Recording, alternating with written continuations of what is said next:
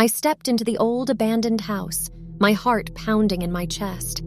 The air was heavy with a musty odor, and a cold draft sent a shiver down my spine. I couldn't resist exploring the dark mysteries that lay within these decaying walls. The stories of this place had always intrigued me, tales of haunting and unexplained phenomena.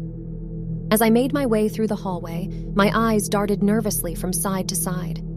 The creaking floorboards echoed with each step, amplifying the eerie atmosphere. The sound seemed to blend with the whispers of the wind outside, creating a symphony of dread. I entered a room on the right, its door barely hanging on its hinges. The room was filled with a thick layer of dust, as if time had stood still in this forsaken place. Cobwebs clung to the corners, and a flickering beam of moonlight streamed in through a cracked window, illuminating a dilapidated armchair. I cautiously approached the chair, feeling the weight of anticipation pressing against my chest.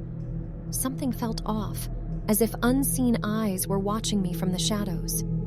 I took a deep breath, trying to settle my nerves. That's when I saw it, a movement at the corner of my vision. My head snapped to the left, my eyes widening in terror. There, in the darkness, stood a figure, a silhouette barely discernible against the gloom.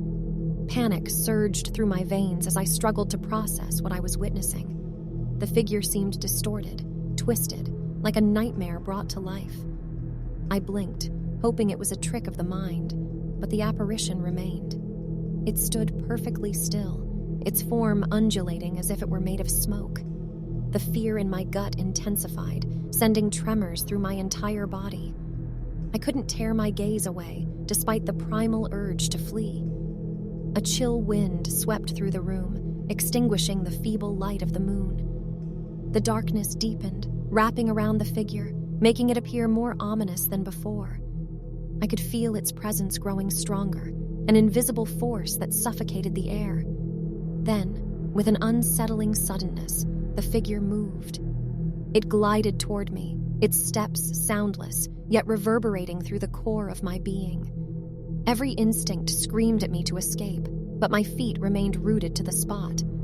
Paralyzed by a mixture of morbid curiosity and overwhelming terror, I could only watch as it drew nearer. As the figure approached, I could make out its face, or what should have been a face. It was a grotesque distortion of features, contorted into an expression of pure malevolence.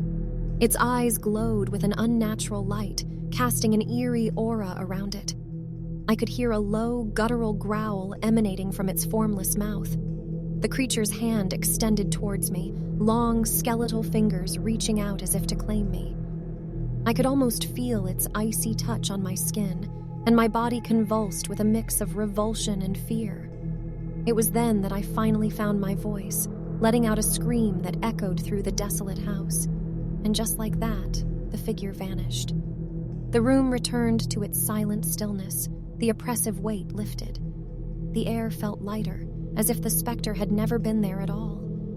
But the memory of what I had seen would forever be etched into my mind, a testament to the horrors that lurked in the periphery of our world. Trembling, I stumbled out of the room and fled from the house, vowing never to return. The nightmarish encounter had left an indelible mark on my soul, a constant reminder that some terrors are too real to be dismissed as mere figments of imagination.